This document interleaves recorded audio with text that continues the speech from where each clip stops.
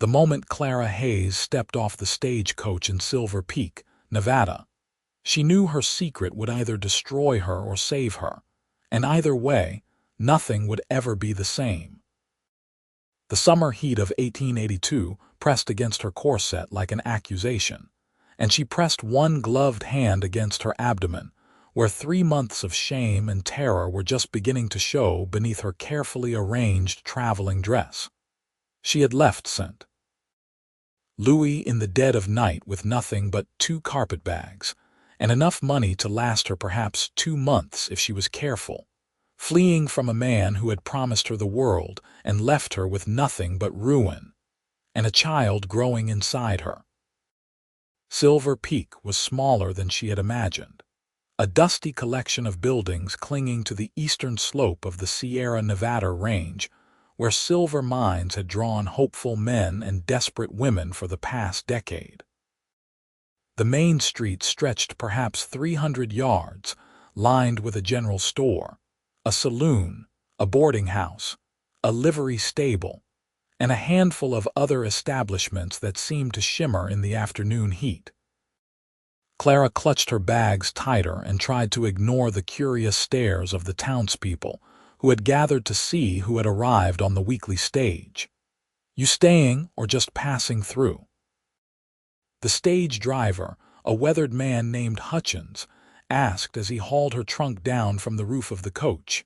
"Staying," Clara said, forcing confidence into her voice that she did not feel. "I am looking for work." Hutchins raised his eyebrows but said nothing, merely nodded toward the boarding house.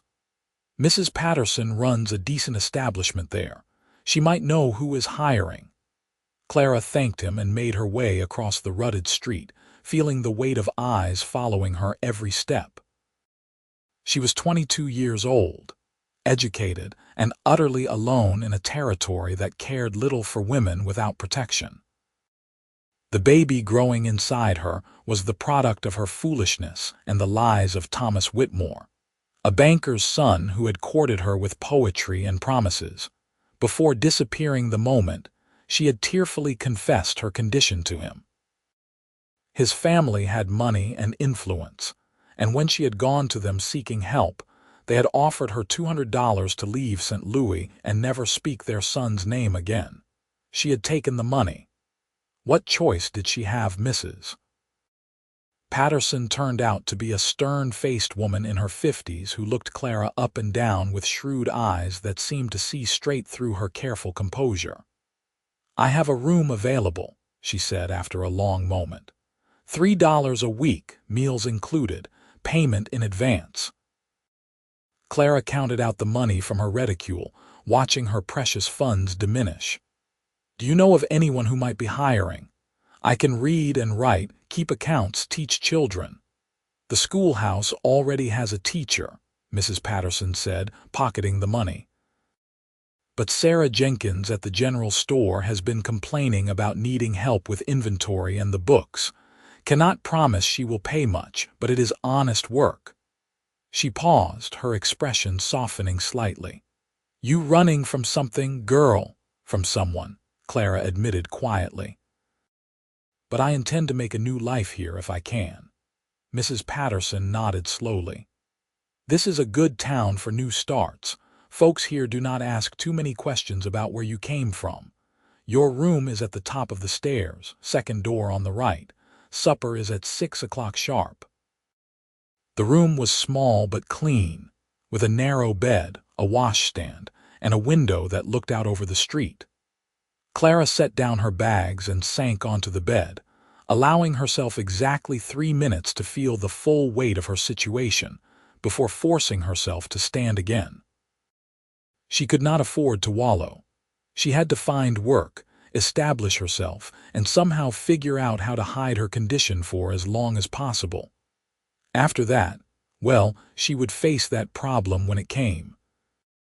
The general store was crowded with miners just off their shifts, and Clara had to wait nearly 20 minutes before she could speak with Sarah Jenkins, a harried-looking woman with flour dust on her apron and exhaustion in her eyes. Clara introduced herself and explained that she was looking for work. Sarah looked her over with the same assessing gaze that Mrs. Patterson had employed. "You look like you have some education. Can you cipher?" "Yes, madam. I attended a female academy in St. Louis for 4 years." "Lord, you are overqualified for what I need, but I am not going to look a gift horse in the mouth." Sarah wiped her hands on her apron. "I can pay you $8 a week to help with inventory, keep the books, and serve customers when it gets busy like this. Hours are long, but you will get Sundays off. When can you start?" "Tomorrow morning," Clara said, relief flooding through her. 7 o'clock sharp, Sarah said. "And Miss Hayes, I do not tolerate laziness or theft. Work hard and we will get along fine." Clara walked back to the boarding house feeling lighter than she had in weeks. $8 a week was not a fortune, but it would cover her room and board with a little left over to save. If she was careful, very careful, she might be able to hide her pregnancy for another 3 months. After that, she would be forced to invent a story about a dead husband, or perhaps claim she was a widow from the start. The thought of adding more lies to the foundation of deception she was building made her stomach churn, but what choice did she have? That evening at supper, Clara met the other boarders. There was Mr. Carlson, an assayer who worked at one of the mines, and the Donnelly brothers, 2 Irish immigrants who were trying to make their fortune in the silver fields. They were polite but clearly curious about her, and Clara kept her answers vague and her smile pleasant. She was Clara Hayes, recently arrived from St. Louis, looking for a fresh start in Nevada. Nothing more, nothing less. The lies came easier than she expected. The next morning, Clara reported to the general store at precisely 7 o'clock and threw herself into the work with desperate focus. Sarah proved to be a fair employer, quick to explain what she needed and patient when Clara made mistakes. The work was physical, hauling crates and stocking shelves, and by the end of the first day, Clara's back ached and her hands were raw. But she had earned her first day's wages, and that mattered more than the discomfort. She fell into a routine over the next 2 weeks. Wake at dawn, dress carefully to hide the slight swell of her belly, work at the store until dusk, return to the boarding house for supper, and then collapse into bed with exhaustion that made sleep come easily. She spoke to the other townspeople only as much as necessary, deflecting personal questions with practiced skill. She was becoming invisible, ordinary, just another working woman in a town full of people seeking new lives. It was on a Thursday afternoon, 3 weeks after her arrival, that everything began to change. Clara was in the back room of the store, taking inventory of the preserved goods, when she heard the bell over the front door jingle. She paid it little mind until Sarah called out, "Clara, can you come help Mr. Xander with his order? I need to check on something in the cellar." Clara wiped her hands on her apron and walked into the main room, stopping short when she saw the man standing at the counter. He was tall, well over 6 feet, with broad shoulders and the lean, weathered look of someone who spent his life outdoors. His hat was pushed back on his head, revealing dark hair and eyes that were an unusual shade of gray-green. He wore the practical clothes of a working cowboy: dusty trousers, a faded shirt, worn boots with spurs, and there was a revolver holstered at his hip. He turned when she approached, and something flickered in his eyes as he looked at her.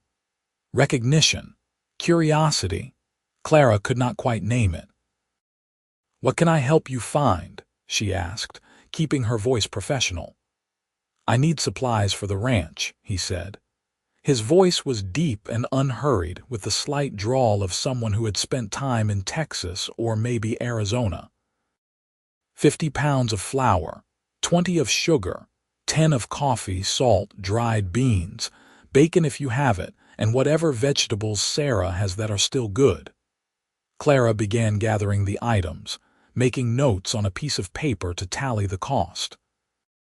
The man watched her work with an intensity that made her self-conscious, and she found herself checking the drape of her apron to make sure it hid her secret. "You are new in town," he said after a moment. It was not quite a question. "I arrived 3 weeks ago," Clara confirmed, not looking up from the flower she was measuring. "From back east, by the sound of you, St. Louis. Long way to come." Clara felt a flash of irritation at the probing.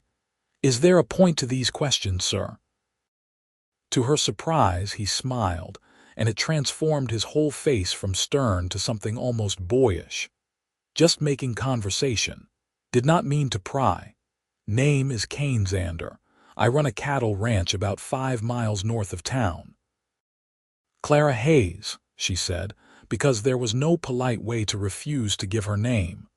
"And I apologize for my shortness. It has been a long day. No offense taken." He helped her load the heavy sacks of flour and sugar onto the counter without being asked, his movements easy and practiced. "How are you finding Silver Peak?" "It is different from St. Louis," Clara said carefully, "but I like the mountains." "They grow on you," Cain agreed. "I came here from Texas 5 years ago, thought I would stay a year and move on, but this place has a way of getting into your blood." Sarah emerged from the cellar at that moment, saving Clara from having to respond. The total for Cain's order came to $14.30, which he paid without haggling. As he loaded the supplies into a wagon outside, Sarah leaned close to Clara and whispered, "That is one of the good ones. Keeps to himself mostly, but he is fair and honest. His ranch is struggling a bit since his partner died last year, but he works harder than any 3 men I know." Clara filed that information away and tried not to think about the way Cain's smile had made something in her chest flutter. She could not afford to be attracted to anyone, not now. Her life was complicated enough without adding that particular disaster to the mix. But over the next few weeks, Cain Xander kept appearing at the general store. He always had a legitimate reason, supplies to purchase or tools to replace, but Clara began to suspect he was coming more often than was strictly necessary. He would make conversation while she filled his orders, asking about her opinions on books or what she thought of the town, or whether she had tried the food at the restaurant down the street. His questions were always respectful, never invasive, and Clara found herself looking forward to his visits despite her determination to keep everyone at arm's length. She was now 4 months along, and while her loose dresses and carefully positioned apron still hid the evidence from casual observation, she knew her time was running out. Soon, very soon, people would notice. And then what? She had no plan beyond desperate hope that something would work out. It was a Saturday afternoon in late September when disaster nearly struck. Clara was reaching for a high shelf to retrieve a tin of tea when a wave of dizziness washed over her. She grabbed for the shelf to steady herself but missed, and she felt herself falling backward. Strong hands caught her before she hit the ground, and she found herself looking up into Cain's startled face. "Easy," he said, helping her to a chair that appeared seemingly from nowhere. "Are you all right?" "I am fine," Clara said automatically, but her voice sounded faint even to her own ears. "I just stood up too quickly." Cain crouched down in front of her, his eyes searching her face with concern. "You are pale as milk. When did you last eat?" Clara tried to remember. She had skipped breakfast because the smell of bacon had made her nauseous, and she had been too busy to take a proper lunch break. "This morning," she lied. "Clara." Cain's voice was gentle but firm. "I may not be a doctor, but I know when someone is not taking care of themselves." "Sarah," he called over his shoulder, "I am taking Clara to get some food. She nearly fainted." "Oh dear," Sarah hurried over, her face creased with worry. "Yes, take her. Lord knows I have been working her too hard," Clara, take the rest of the afternoon off." "I do not need," Clara started to protest, but Cain was already helping her to her feet. "You are going to eat something, and that is not a request," he said, but there was kindness in his tone that took the sting out of the command. "Come on." He escorted her down the street to a small restaurant, his hand hovering near her elbow as though he expected her to collapse again at any moment. Clara's mind raced. This was dangerous. The more time she spent with Cain, the more likely it was that he would discover her secret. And yet, she was so tired of being alone, of carrying this weight by herself. The temptation to lean on someone, even for just a few minutes, was overwhelming. The restaurant was run by a Chinese couple who served simple but delicious food. Cain ordered soup and bread for both of them, and refused to let Clara argue about who was paying. As they waited for the food, he studied her with those perceptive gray-green eyes. "How long are you going to keep pushing yourself until you make yourself sick?" he asked quietly. "I am not pushing myself," Clara said, but it sounded weak even to her. "Clara." He leaned forward, his voice dropping even lower. "I do not know what you are running from, and I am not going to ask, but I can see that you are scared and alone and that you are wearing yourself down to nothing. This town may be rough around the edges, but there are good people here who would help you if you let them." The food arrived before Clara could respond, and she focused on eating to avoid having to answer. The soup was rich and warm, and she felt some of her strength returning with each spoonful. Cain ate in silence, giving her space, but she could feel his attention on her. Finally, she set down her spoon and met his gaze. "Why do you care?" she asked. "You do not know me." Cain was quiet for a long moment. "My mother was alone and pregnant when she arrived in Texas," he said finally. She had run away from her family back in Georgia because they wanted her to give up the baby, to pretend it never happened. "My father was dead, killed in a ranch accident before he even knew she was carrying me. She worked herself half to death trying to provide for us, and she never asked for help because she was too proud and too scared. By the time I was 10, she was so worn down that a simple fever killed her." He looked down at his hands.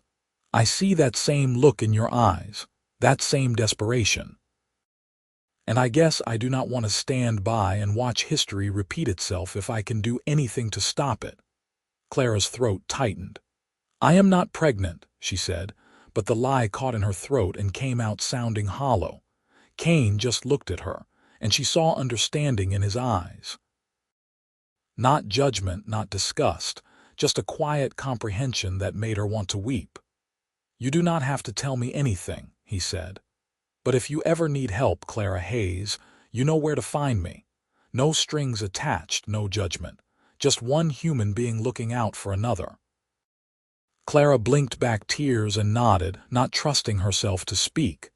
They finished their meal in silence, and Cain walked her back to the boarding house. At the door, he tipped his hat and turned to leave.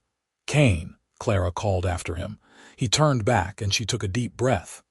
"Thank you."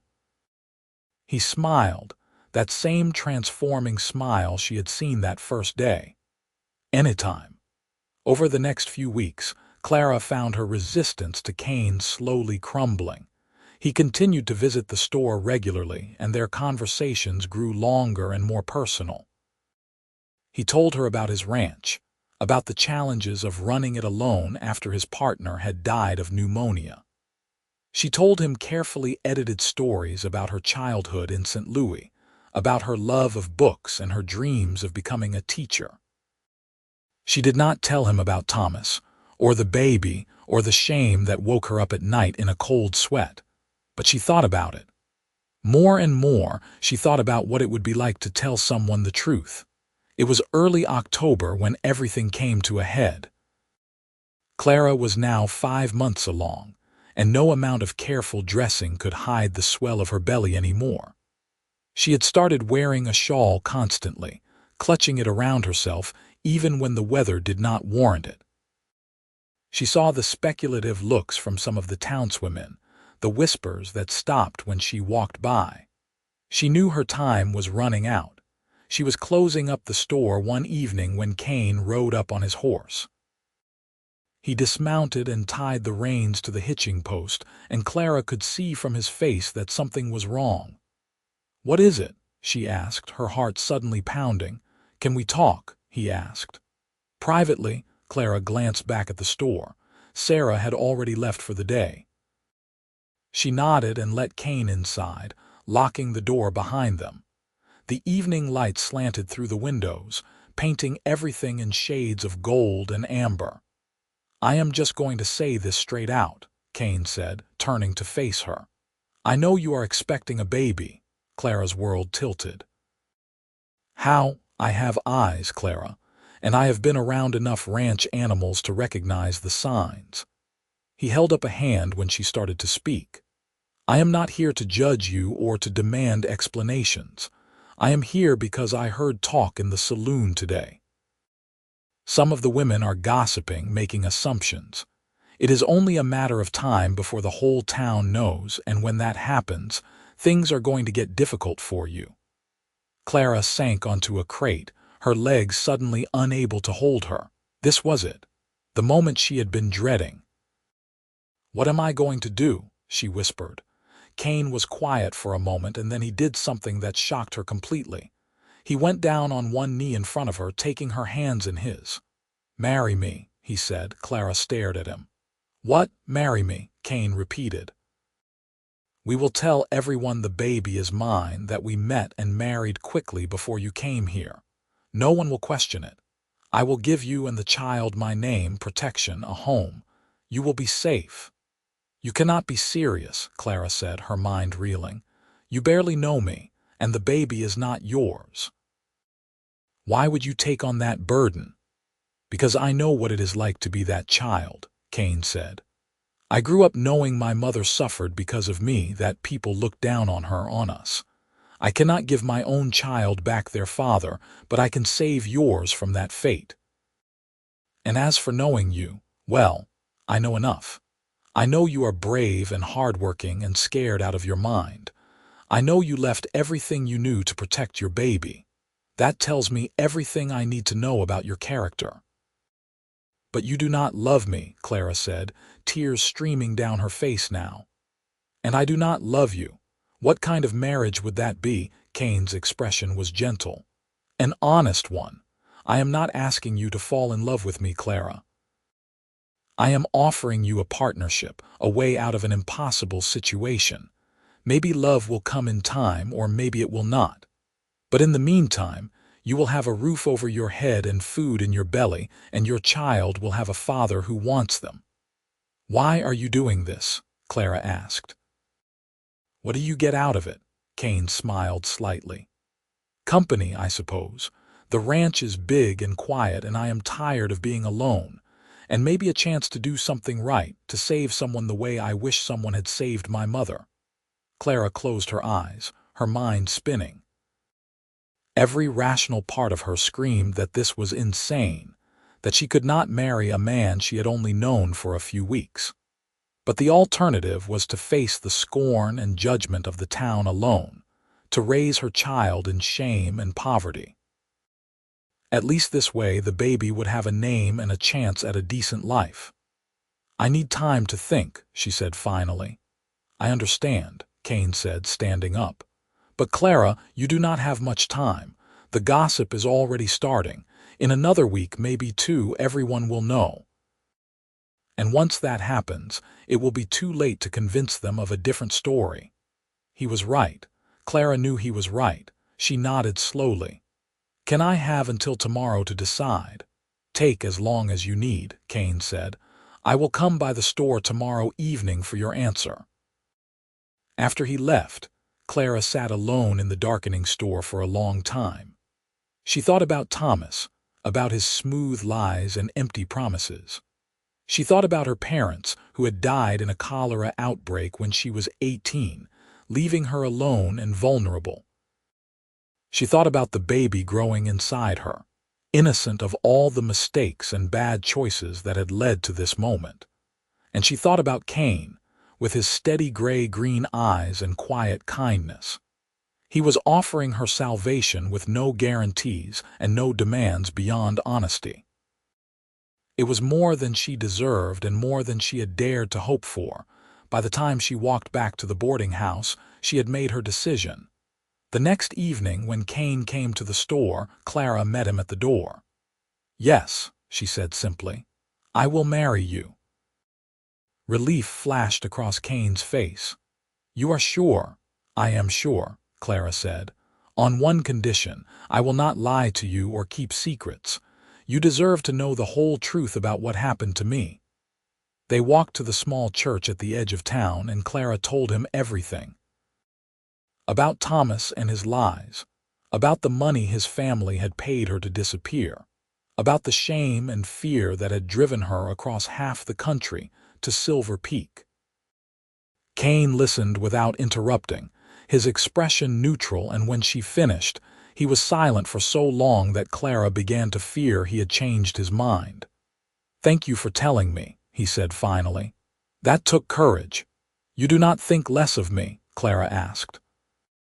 "I think you were young and trusting, and someone took advantage of that," Cain said. "The shame belongs to him, not you."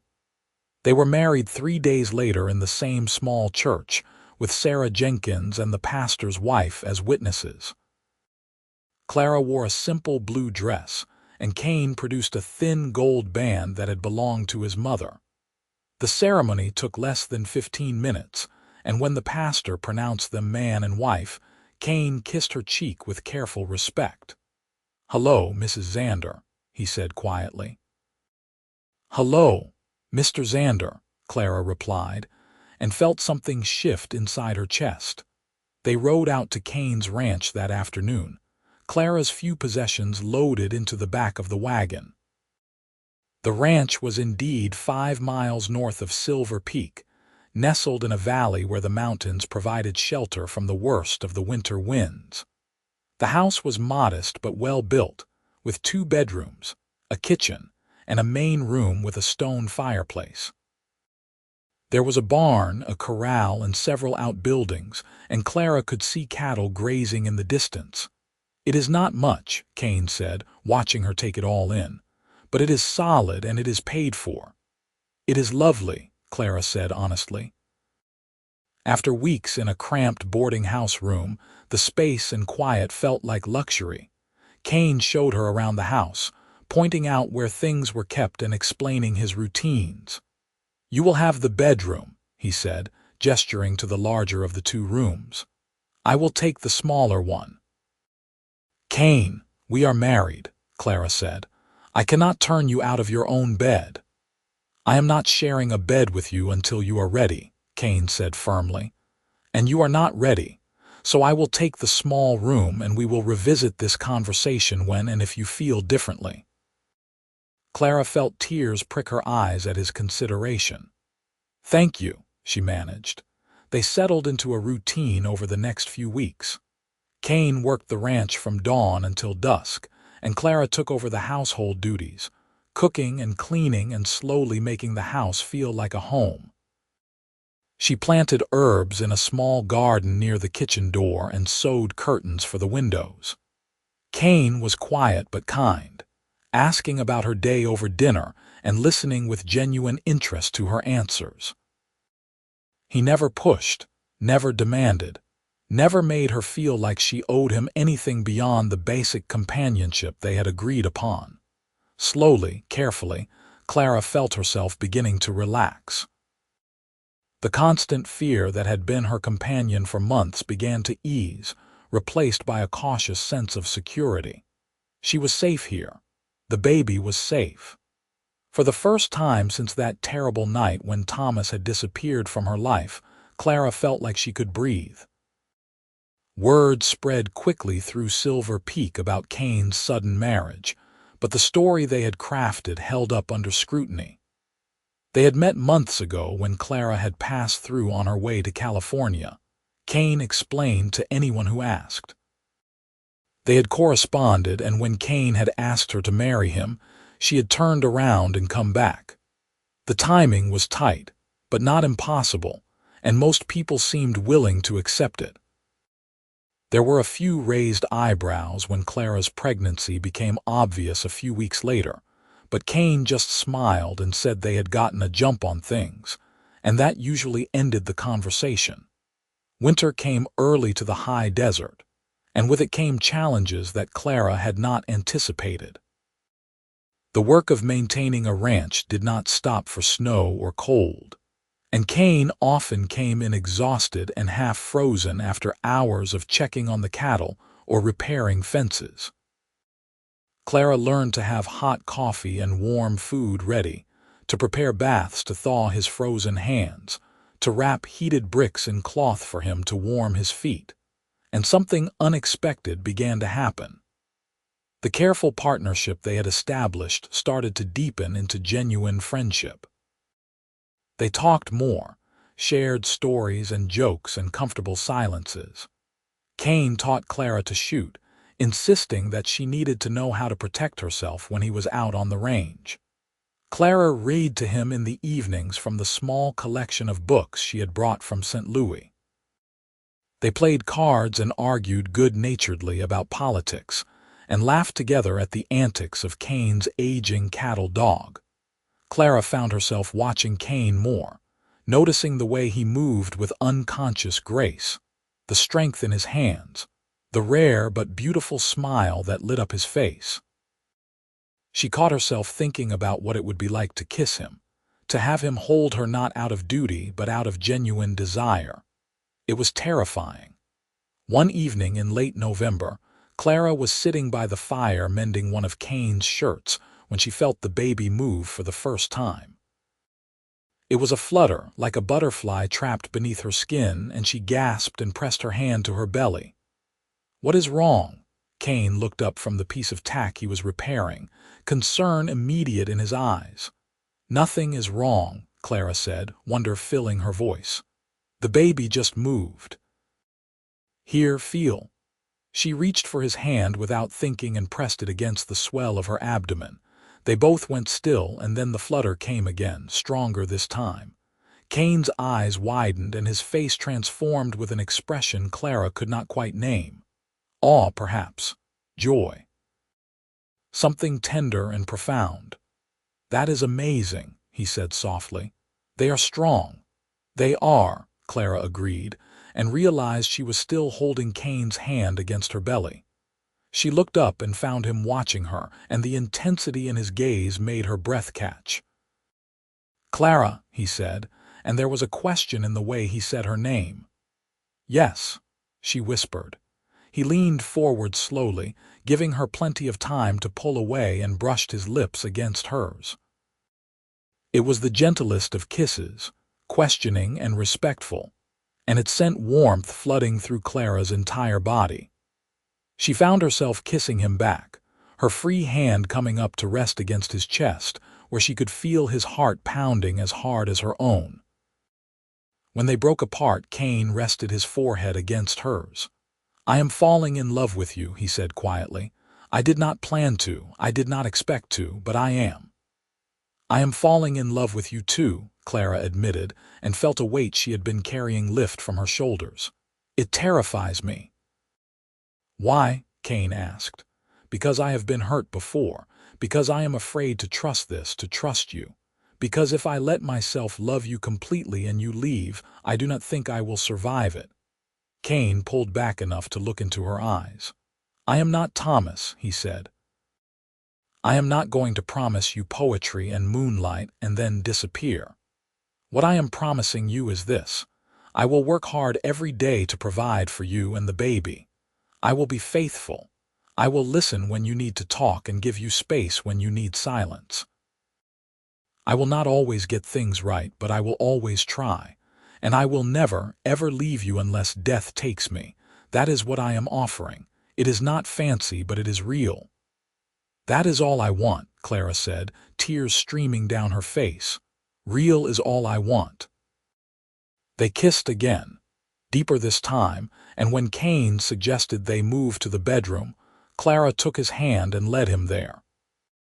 That night, they became husband and wife in truth, and Clara finally understood what it was supposed to feel like when someone loved you not for what they could take, but for what they could give. The winter passed in a haze of quiet happiness. Clara's belly grew round and heavy, and Cain fussed over her with an attention that would have been smothering if it had not been so genuine. He took over all the heavy work without being asked, insisted she rest more, and spent his evenings building a cradle for the baby with his own hands. Clara had never felt so cherished. In late January, the midwife came to examine Clara and pronounced her healthy and strong. "Baby should come in mid-February," she said. "Everything looks good, but send Cain for me the moment your pains start." The baby arrived on a cold, clear morning in the middle of February, 1883. Clara woke before dawn with cramping pains that quickly intensified into full labor. Cain rode through the pre-dawn darkness to fetch the midwife, and then paced the main room like a caged wolf while Clara labored in the bedroom. The midwife, a capable woman named Mrs. Chen, shooed him out twice for getting in the way. It was just after noon when the baby finally arrived, a squalling, red-faced boy with a surprising amount of dark hair. Mrs. Chen cleaned him up and placed him in Clara's arms, and Clara looked down at her son and felt her heart expand in ways she had not known were possible. "He is perfect," she whispered. Cain appeared in the doorway, his face pale and anxious. "Can I come in?" "Come meet your son," Mrs. Chen said with a smile. Cain crossed the room in 3 strides and knelt beside the bed, staring at the baby with an expression of absolute wonder. "He is so small," he said. "He is 8 pounds, Mrs. Chen said dryly. "That is not small for a baby. Now, do you two have a name picked out?" Clara looked at Cain. "We talked about names, but we never settled on anything. What do you think?" Cain reached out and gently touched the baby's tiny fist. The infant immediately grabbed his finger with surprising strength. "What about Matthew?" he said. "It means gift of God, and that is what he is it not? A gift." "Matthew Xander," Clara said, testing the name. "I love it." Over the next few weeks, Clara fell into the exhausting rhythm of new motherhood. Matthew was a hungry baby who wanted to eat every 2 hours, and Clara felt like she was living in a fog of sleeplessness. But Cain was there through all of it, walking the floor with the baby at 3 in the morning so Clara could snatch a few hours of rest, changing diapers without complaint, and looking at his son with such fierce love that it made Clara's heart ache. "He is lucky to have you," Clara said one night as she watched Cain rock Matthew to sleep. "We are lucky to have each other," Cain corrected. "All 3 of us." Spring came to Nevada in a rush of wildflowers and green grass, and with it came the busiest time of year on the ranch. Calves were being born, fences needed repairing after the winter storms, and the cattle needed to be moved to higher pastures. Cain hired 2 hands to help with the work, young men from town who were reliable and hardworking. Clara found herself managing not just the household, but also feeding the hired hands and keeping the books for the ranch. It was hard work, harder than anything she had done in St. Louis, but it was also satisfying in ways her old life had never been. She was building something here, creating a life and a family that was real and solid. And she was doing it with a man who loved her not despite her past, but including it. Matthew thrived, growing plump and happy on his mother's milk. He had Clara's dark hair but Cain's gray-green eyes, and the combination made him heartbreakingly beautiful. Visitors to the ranch always commented on how much he looked like Cain, and Cain would just smile and say that he was a lucky man. But it was on a hot afternoon in June when Clara's past came back to haunt her. She was hanging laundry behind the house, Matthew sleeping in a basket in the shade nearby, when she heard the sound of a horse approaching. She looked up and felt her blood turn to ice. Thomas Whitmore sat astride a fine bay gelding, looking every inch the wealthy gentleman in his tailored suit and expensive hat. He saw her and dismounted, a smile spreading across his handsome face that made Clara's stomach churn. "Clara," he said, "I have been looking for you." Clara grabbed the laundry basket and moved to put herself between Thomas and the baby. "You need to leave," she said, her voice shaking. "Now." "Is that any way to greet the father of your child?" Thomas said, his eyes flickering to the basket where Matthew lay. "Oh, so you had it, boy or girl." "It is none of your concern," Clara said. "You made it clear you wanted nothing to do with this baby. Your family paid me to disappear, remember?" "Yes, well, that was a mistake," Thomas said, moving closer. "I have been thinking, Clara, we were good together, you and I. And a man needs a son to carry on his name, so I have come to take you both back to St. Louis. I will marry you, make everything proper." "I am already married," Clara said, holding up her left hand to show the gold band. "And you are not taking my son anywhere." Thomas's expression darkened. "Married to whom? To me." Clara had never been so relieved to hear Cain's voice in her life. She turned to see him walking around the corner of the house, a rifle held loosely in one hand. His face was calm, but there was steel in his eyes. "And you are?" Thomas asked, his tone dismissive. "Cain Xander, Clara's husband and Matthew's father." Cain moved to stand beside Clara, and she felt some of her panic ease at his solid presence. "Now, I am going to ask you once politely to get back on your horse and leave my property." "Your property?" Thomas laughed. "You are a dirt-poor cowboy with a ranch that probably is not worth the land it sits on. I can give Clara and the boy a real life, with money and position and a future." "Clara has a future," Cain said. "Here with me.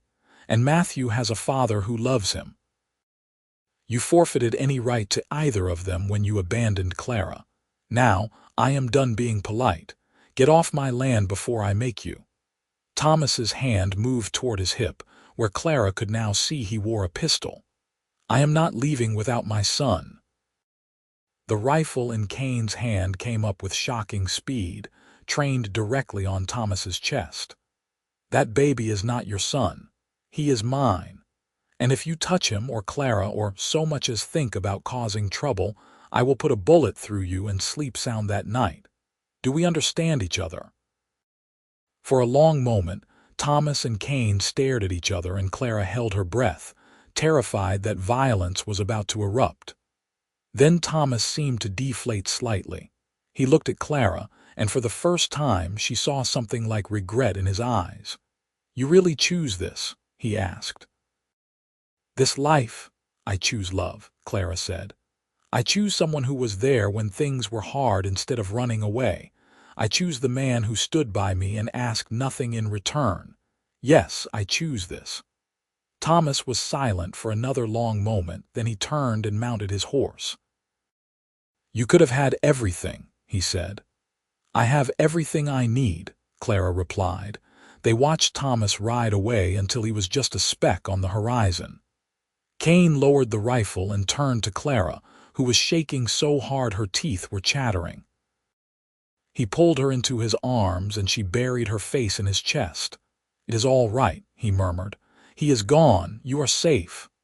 "What if he comes back?" Clara asked. "What if he tries to take Matthew? Then I will deal with it," Cain said. "Clara, look at me." She raised her head, and he cupped her face in his hands. "I meant every word I said. Matthew is my son in every way that matters. Thomas has no legal claim to him. We are married. I am listed as the father on the birth record, and we have witnesses who will swear that I am Matthew's father. Even if he tried to make trouble, which I do not think he will, he would not win." "How can you be sure?" "Because men like Thomas do not fight battles they cannot win with money," Cain said. "He came here thinking he could intimidate you into going back with him. When that did not work, and when he saw that you were protected, he gave up. Bullies always do when someone stands up to them. Clara wanted to believe him, but fear had sunk its claws deep. For the next few days, she jumped at every sound, constantly checking to make sure Matthew was safe.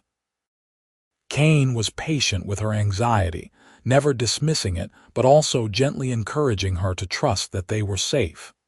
And slowly, as days turned into weeks with no sign of Thomas, Clara began to relax again. The rest of the summer passed peacefully. The ranch prospered, with a good calf crop and healthy grass for the cattle.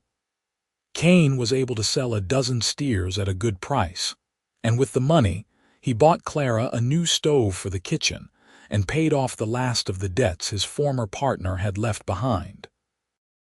Matthew grew at an astonishing rate, becoming a chubby, happy baby who laughed at everything and everyone. He adored Cain, his face lighting up whenever his father came into view. And Cain adored him right back, spending his evenings playing with the baby and singing to him in a surprisingly good voice. One evening in late August, Clara was sitting on the porch watching the sunset while Matthew slept in her arms. Cain came and sat beside her, slipping an arm around her shoulders. "Happy?" he asked. "More than I ever thought possible," Clara said honestly. "A year ago I was alone and terrified. Now I have everything I ever wanted." "What did you want?" Cain asked. Clara thought about it. "A family. A home. Someone who loves me for who I am, not who they want me to be. You have given me all of that." "You gave me those things too," Cain said. "I was so lonely before you came. I did not even realize how lonely until suddenly I was not anymore." They sat in comfortable silence as the sky turned from gold to purple to deep blue. Stars began to appear, thousands of them in the clear desert air. "Cain," Clara said after a while, I love you. I do not think I have said that plainly, but I do. I love you with my whole heart." Cain turned and kissed her, a long, slow kiss that made her toes curl. "I love you too," he said when they finally broke apart. "You and Matthew are my whole world." "Do you ever regret it?" Clara asked. "Taking us on?" "Not for 1 second," Cain said firmly. "Best decision I ever made was asking you to marry me. Even though I said yes for all the wrong reasons. You said yes because you needed help and I offered it," Cain said. "There is nothing wrong about that. And you stayed because you wanted to, because we built something real together. That is what matters." Clara leaned her head against his shoulder, feeling Matthew's weight in her arms and Cain's warmth beside her. This was her family. This was her home. And she was never letting it go. The years passed in a rhythm of seasons and growth. Matthew learned to walk, then to run, his laughter echoing through the house as he chased after Cain or played with the ranch dogs. Clara gave birth to a daughter in the spring of 1885, a tiny girl with dark curls who they named Alina after Cain's mother. And then another son in 1887, a boisterous child they called James who seemed to be in constant motion from the moment he could crawl. The ranch grew too, as Cain's hard work and Clara's careful management paid off. They bought more land, expanded the herd, and hired more hands. The modest house was expanded, gaining a second story and more bedrooms. It was never fancy, but it was comfortable and filled with love and noise and life. Matthew grew into a serious, thoughtful boy who followed Cain everywhere and asked endless questions about everything. He knew that Cain was not his biological father. Clara and Cain had decided early on to be honest with him rather than risk him finding out from someone else. But when Cain explained it to him, on a quiet evening when Matthew was 7, the boy had just looked confused. "But you are my father," Matthew had said. "I am," Cain agreed. "In every way that matters, but I wanted you to know the truth because you deserve it." Matthew had thought about that for a long moment. "So my birth father did not want me, but you chose me." "That is right," Cain said. "Then you are the better father," Matthew concluded with the simple logic of childhood. And I am glad it is you." Cain had hugged him tight, and Clara had seen tears in her husband's eyes. Eleanor was as different from Matthew as possible, a wild child who climbed trees and refused to stay clean for more than 5 minutes. She adored her older brother and tormented her younger one, and she wrapped Cain around her little finger with ease. James was the charmer of the family, with an easy smile and a knack for getting out of trouble. Life was not always easy. There were droughts that killed the grass and hard winters that took cattle. There were injuries and illnesses and the constant worry that came with raising children in a harsh environment. But there was also joy and laughter, and the deep satisfaction of building a life together. Clara never forgot that moment on the porch years ago when she had first arrived in Silver Peak, pregnant and terrified and alone. She never forgot how close she had come to losing everything. And she never took for granted the man who had offered her salvation with no strings attached and then given her love on top of it. On a warm evening in June of 1895, Clara sat on that same porch watching her children play in the yard. Matthew was 15 now, tall and strong and already talking about taking over the ranch someday. Eleanor was 10, still wild but starting to show signs of the thoughtful woman she would become. James was 8, chasing the dogs and laughing with pure joy. Cain came out of the house and sat beside her, gray now threading through his dark hair but his eyes still that same gray-green she had fallen in love with. He took her hand, and they sat in comfortable silence watching their family. "You remember the day we met?" Clara asked. "Every detail," Cain said. "You looked so fierce standing behind that counter and so scared underneath it." "I was terrified," Clara admitted, "of everything. You were also the bravest person I had ever met," Cain said. "Coming all this way alone, trying to build a life from nothing." "I admired that from the start." "You saved me," Clara said. "You know that, right? I would not have survived without you." "We saved each other," Cain corrected. "I was just existing before you came. You taught me how to live again, how to love. You gave me a family and a purpose, and a reason to get up every morning beyond just survival." Clara leaned against him, feeling his steady heartbeat beneath her ear. 13 years they had been married now, and she loved him more every single day. He was her partner, her lover, her best friend. He was the father of her children and the keeper of her heart. "I would do it all again," she said. "Every hard moment, every scary choice, it all led me here to you and this life, and it was worth it." "I would not change a single thing," Cain agreed. He raised his voice to call to the children. "Matthew, Eleanor, James, come here for a minute." The 3 children ran over, panting and laughing. "What is it, Papa?" Eleanor asked. "I just wanted to tell you all something," Cain said, pulling them close. "Your mother and I are very proud of each of you. And we want you to always remember that family is the most important thing in the world. We have built something here together, all 5 of us. We have created a home filled with love, and no matter what happens in the future, no matter where life takes you, that will never change. Do you understand?" "Yes, Papa," the children chorused. "Good," Cain said. "Now go on back to playing before it gets too dark." The children ran off, and Clara felt tears prick her eyes. "That was beautiful," she said. "It is the truth," Cain said. "This family, this life we have built, it is everything. And it started because you were brave enough to say yes to a crazy proposal from a stranger who wanted to help. And because you were kind enough to offer," Clara said. "Not everyone would have done what you did, Cain. Not everyone would have taken on another man's child and loved him as their own." "Matthew is my son," Cain said firmly. "Blood does not make a father. Love does, being there does. And I have been there for every moment of his life that mattered, same as Eleanor and James." Clara kissed him, long and deep, pouring 13 years of love and gratitude into it. When they broke apart, Cain was smiling. "What?" Clara asked. "I was just thinking," Cain said. "That day in the store when you nearly fainted and I took you to get food, I knew then." "Knew what?" "That I was going to fall in love with you," Cain said. "I tried to tell myself it was just sympathy, that I just wanted to help. But the truth is, I looked at you and saw someone worth fighting for.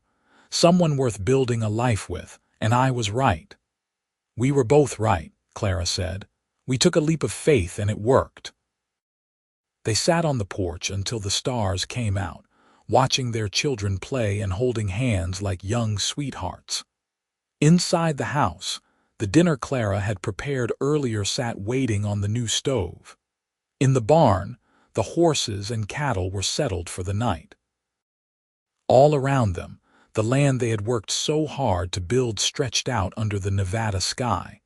It was not the life Clara had imagined when she left St. Louis all those years ago. It was so much better. She had come to Silver Peak carrying secrets and shame, expecting nothing but judgment and hardship. Instead, she had found a man who saw her not as damaged or ruined but as worthy of love and respect.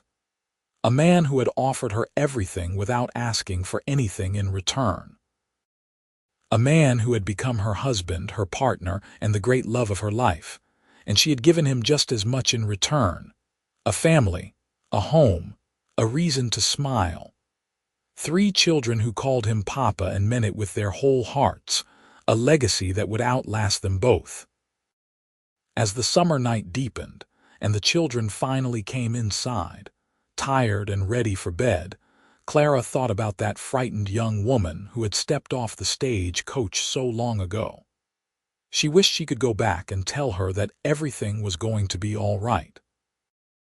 That the kind cowboy with the gray-green eyes would become her entire world. That the baby she was so terrified about would grow into a wonderful young man. That love and family and home were waiting just around the corner, but she could not go back, only forward.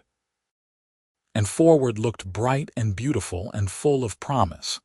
That night, as Clara lay in Cain's arms in the bed they had shared for 13 years, she felt nothing but peace.